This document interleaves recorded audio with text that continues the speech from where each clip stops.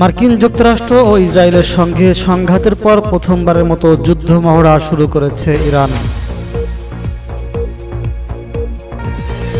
চীন সীমান্তের কাছে উত্তর কোরিয়া গোপন সামরিক ঘাঁটি, উঠে এলো চাঞ্চল্যকর তথ্য, আতঙ্কে যুক্তরাষ্ট্র।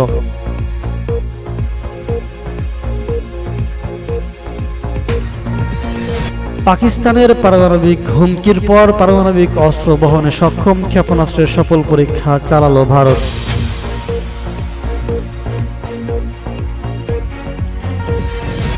যুদ্ধের তীব্রতা বাড়িয়ে মার্কিন ইলেকট্রনিক্স উৎপাদনকারী প্রতিষ্ঠানে রাশিয়ার ভয়াবহ হামলা।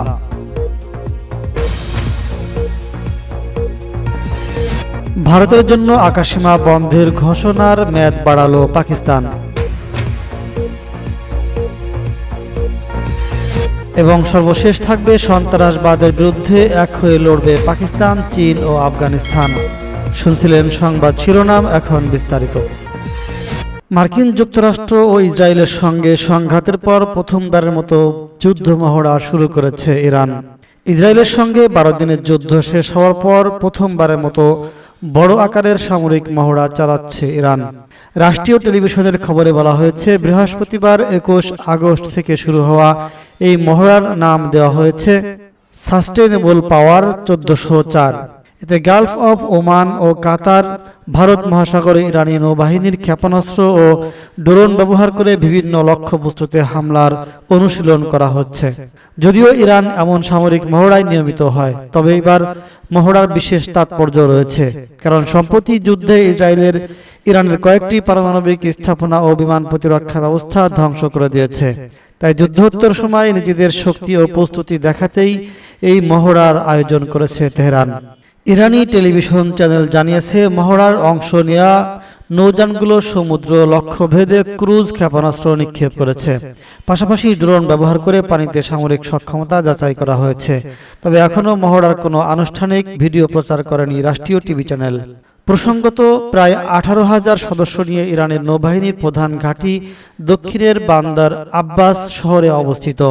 এই বাহিনী সাধারণত গালফ অব ওমান, ভারত মহাসাগর ও কাস্পিয়ান সাগরে টহল দেয়। তবে পারস্য উপসাগর ও হরমুজ প্রণালীর মতো কৌশলগত এলাকা মূলত নিয়ন্ত্রণ করে ইরানের রেভলিউশনারি গার্ড। পশ্চিমা দেশগুলোর জাহাজ আটকানো এবং মার্কিন নৌবাহিনীর উপর চাপ সৃষ্টির জন্য এই গার্ডের নৌবাহিনী বিশেষভাবে পরিচিত। মহড়ার প্রাক্কালে দেশটির প্রতিরক্ষা মন্ত্রী ব্রিগেডিয়ার জেনারেল আজিজ নাসিরজাদে ঘোষণা দিয়েছেন, ইরান তাদের সেনাদের নতুন প্রজন্মের ক্ষেপণাস্ত্র দিয়ে সজ্জিত করেছে। তিনি বলেন, কোন শত্রুপক্ষ যদি অভিযানের নামে আমাদের বাহিনী এসব নতুন ক্ষেপণাস্ত্র কার্যকরভাবে ব্যবহার করতে প্রস্তুত। এদিকে যুদ্ধ পরবর্তী সময় ইরান আন্তর্জাতিক পারমাণবিক জ্বালানি সংস্থা আইএইর সঙ্গে সহযোগিতা স্থগিত করেছে। দেশটি ইউরেনিয়াম সমৃদ্ধকরণ কর্মসূচি অস্ত্রমান পর্যায়ের কাছাকাছি নিয়ে যাওয়া পশ্চিমা দেশগুলো উদ্বেগ প্রকাশ করেছে। ফ্রান্স, জার্মানি ও যুক্তরাজ্য ইতিমধ্যে হুঁশিয়ারি দিয়েছে, 31 আগস্টের মধ্যে সন্তোষজনক সমাধান না হলে তারা জাতিসংঘ সিনাপব্যাক প্রক্রিয়া চালু করবে, অর্থাৎ ইরানের উপর আগে প্রত্যাহার করা সব নিষেধাজ্ঞা আবার কার্যকর হবে। ইরান 2018 সাল থেকে যুক্তরাষ্ট্রের কঠোর নিষেধাজ্ঞার মুখে রয়েছে। বিশ্লেষকদের মতে, জাতিসংঘের নিষেধাজ্ঞা ফের কার্যকর হলে দেশটির অর্থনীতি আরও গভীর সংকটে পড়বে। তবে তেহরান মনে করছে, মহড়ার মাধ্যমে তারা বার্তা দিতে পেরেছে যে ভবিষ্যতে কোনো ইসরায়েলি বা পশ্চিমা হামলা হলে তার জবাব দিতে পুরোপুরি প্রস্তুত ইরান। চীন সীমান্তের কাছে উত্তর কোরিয়ার গোপন সামরিক ঘাঁটি, উঠে এলো চাঞ্চল্যকর তথ্য। চীন সীমান্তের কাছে গোপন সামরিক ঘাঁটি নির্মাণ করেছে উত্তর কোরিয়া। ওয়াশিংটন ভিত্তিক think tank centre for strategic and international studies প্রকাশিত এক গবেষণা প্রতিবেদনে এই তথ্য উঠে এসেছে। এতে বলা হয়েছে, উত্তর কোরিয়া চীন সীমান্তের কাছে একটি গোপন সামরিক ঘাঁটি নির্মাণ করেছে, যেখানে তাদের সর্বাধুনিক দীর্ঘপাল্লার ব্যালিস্টিক ক্ষেপণাস্ত্র মজুদ থাকতে পারে। প্রতিবেদনে আরও বলা হয়েছে, অঘোষিত শিনপুং ডং ক্ষেপণাস্ত্র ঘাঁটি চীনের সীমান্ত থেকে মাত্র প্রায় 27 কিলোমিটার দূরে অবস্থিত। সেখানে 6 থেকে 9টি পারমাণবিক সক্ষম আন্তঃমহাদেশীয় ব্যালিস্টিক ক্ষেপণাস্ত্র এবং তাদের লঞ্চার রাখা হয়েছে বলে ধারণা করা হচ্ছে। সিআইএ সতর্ক করে বলেছে, এই অস্ত্র সম্ভার পুরো পূর্ব এশিয়া এবং মার্কিন যুক্তরাষ্ট্রের মূল ঘাঁটি রয়েছে, যেগুলো কখনো আনুষ্ঠানিকভাবে ঘোষণা করা হয়নি এবং যুক্তরাষ্ট্রের সঙ্গে কোনো দিন পরমাণু নিরস্ত্রীকরণ আলোচনার অংশ নেয়নি।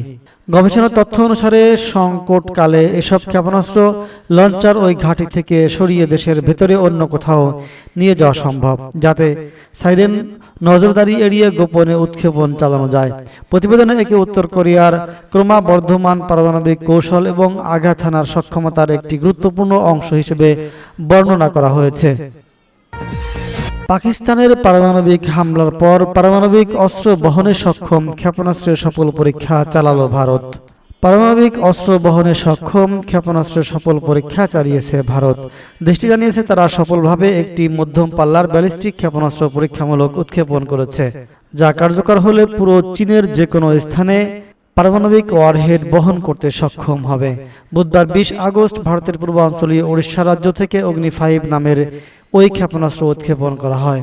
ভারতীয় প্রতিরক্ষা কর্তৃক জানিয়েছে, উৎক্ষেপণ প্রক্রিয়ার সব ধরনের কার্যকরী ও প্রযুক্তিগত মান যাচাই করা হয়েছে। বিশ্বের দুই সর্বাধিক জনবহুল দেশ ভারত ও চীন দীর্ঘদিন ধরেই দক্ষিণ এশিয়ার প্রভাব বিস্তারের প্রতিদ্বন্দ্বিতায় লিপ্ত রয়েছে। 2020 সালে সীমান্তে সংঘর্ষে সেনা নিহত হওয়ার পর দুই দেশের সম্পর্ক তলানিতে গিয়ে ঠেকে, পরে সময়ের ব্যবধানে সম্পর্ক কিছুটা উন্নত হয়। এদিকে ভারত, যুক্তরাষ্ট্র, অস্ট্রেলিয়া ও জাপানকে সঙ্গে নিয়ে গঠিত কোয়াড নিরাপত্তা জোটের সদস্য, যা সাধারণভাবে চীনের মোকাবেলায় কৌশলগত হিসেবে দেখা হয়। ভারতের আরেকটি প্রতিদ্বন্দ্বী পাকিস্তানের পারমাণবিক অস্ত্র রয়েছে। চলতি বছরের মে মাসে ভারত শাসিত কাশ্মীরের বন্দুক হামলায় 26 জন নিহত হওয়ার পর পরিস্থিতি যুদ্ধ অবস্থার কাছাকাছি চলে যায়। নয়াদিল্লি ওই হামলার দায় ইসলামাবাদের উপর চাপায়, যদিও পাকিস্তান কোনো সংশ্লিষ্টতা আছে বলে স্বীকার করেনি। এদিকে মার্কিন প্রেসিডেন্ট ডোনাল্ড ট্রাম্পের শুল্ক যুদ্ধের কারণে বৈশ্বিক বাণিজ্য ও ভূরাজনৈতিক অস্থিরতার মধ্যে ভারত ও চীন সম্পর্ক স্বাভাবিক করার চেষ্টা করছে। গত বছরের অক্টোবরে রাশিয়ার আনুষ্ঠানিক এই সম্মেলনে ভারতীয় প্রধানমন্ত্রী নরেন্দ্র মোদী ও চীনা নেতা শি জিনপিং 5 বছর পর প্রথমবারের মতো বৈঠক করেছেন। যুদ্ধের উত্তেজনা বাড়িয়ে মার্কিন ইলেকট্রনিক্স উৎপাদনকারী প্রতিষ্ঠানে রাশিয়ার হামলা। রাশিয়ার রাতভর হামলায় পশ্চিম ইউক্রেনে 1 জন নিহত এবং কমপক্ষে 18 জন আহত হয়েছে। পাশাপাশি একটি মার্কিন ইলেকট্রনিক্স উৎপাদনকারী প্রতিষ্ঠান ক্ষতিগ্রস্ত হয়ে বলে জানিয়েছে ইউক্রেন কর্তৃপক্ষ। স্থানীয় জরুরি সেবা বিভাগ জানিয়েছে, জাকারপাট্টিয়া অঞ্চলের মুকাচেভো শহরে একটি ক্ষেপণাস্ত্র হামলায় 1 ডজনের বেশি মানুষ আহত হয়েছেন এবং উৎপাদন সংক্রান্ত গুদামগুলো ধ্বংস হয়ে গিয়েছে। জাতীয় টেলিভিশনে অঞ্চলটির গভর্নর বলেছেন, এই প্ল্যান্টে কেবল ভোক্তা ইলেকট্রনিক্স উৎপাদন করা হতো। ইউক্রেনের পররাষ্ট্রমন্ত্রী আন্দ্রি সিবিহা এক্সপোস্টে লিখেছেন, এটি একটি সম্পূর্ণ বেসামরিক প্রতিষ্ঠান যার সঙ্গে প্রতিরক্ষা বা সামরিক কোনো সম্পর্ক নেই। এটি মার্কিন ব্যবসার উপর রাশিয়ার প্রথম হামলা নয়। এর আগে কিয়েভে বোরিং অফিস সহ অন্যান্য প্রতিষ্ঠানে হামলা চালানো হয়েছিল রাশিয়ার পক্ষ থেকে। এদিকে উস হামলায় পশ্চিমা লবিব শহরে 1 ব্যক্তি নিহত হয়েছেন, 3 জন আহত হয়েছেন এবং 26টি বাড়ি ক্ষতিগ্রস্ত হয়েছে বলে জানিয়েছে গভর্নর। ইউক্রেনের বিমান বাহিনী জানিয়েছে, রাশিয়ার এই হামলায় 574টি ড্রোন এবং 40টি ক্ষেপণাস্ত্র ব্যবহার করা হয়েছে, যা আগস্ট মাসের মধ্যে সর্ববৃহত্তম হামলা ছিল এটি। ভারতের জন্য আকাশসীমা বন্ধের মেয়াদ বাড়ালো পাকিস্তান। ভারতীয় বিমানের জন্য নিজেদের আকাশসীমা ব্যবহারের নিষেধাজ্ঞার মেয়াদ আরও 1 মাস বাড়িয়েছে পাকিস্তান। নতুন নির্দেশনা অনুযায়ী আগামী 23 সেপ্টেম্বর পর্যন্ত ভারতের কোনো বিমান পাকিস্তানের আকাশপথ ব্যবহার করতে পারবে না। বৃহস্পতিবার 21 আগস্ট এক প্রতিবেদনে এই তথ্য জানিয়েছে ভারতীয় সংবাদ মাধ্যম এনডিটিভি। প্রতিবেদনের মতে বুধবার 20 আগস্ট পাকিস্তান এয়ারপোর্ট অথরিটি এক বিজ্ঞপ্তিতে জানিয়েছে, ভারতীয় কোনো বিমান পাকিস্তানের আকাশপথে প্রবেশ করতে পারবে না। এই নিষেধাজ্ঞা ভারতীয় মালিকানাধীন কিংবা ভাড়া করা সামরিক ও বেসামরিক বিমানের ক্ষেত্রেও প্রযোজ্য হবে। গত 22 এপ্রিল ভারত অধিকৃত কাশ্মীরের পেহেলগামে সন্ত্রাসী হামলার ঘটনা ঘটে। ওই হামলায় অন্তত 26 জন পর্যটক নিহত হন। এই ঘটনার জন্য প্রতিবেশী দেশ পাকিস্তানকে দায়ী করে ভারত। এ নিয়ে দুই দেশের মধ্যে তীব্র উত্তেজনা সৃষ্টি হয়, যার প্রেক্ষিতে 23 এপ্রিল নিজেদের আকাশসীমা বন্ধ করে দেয় পাকিস্তান।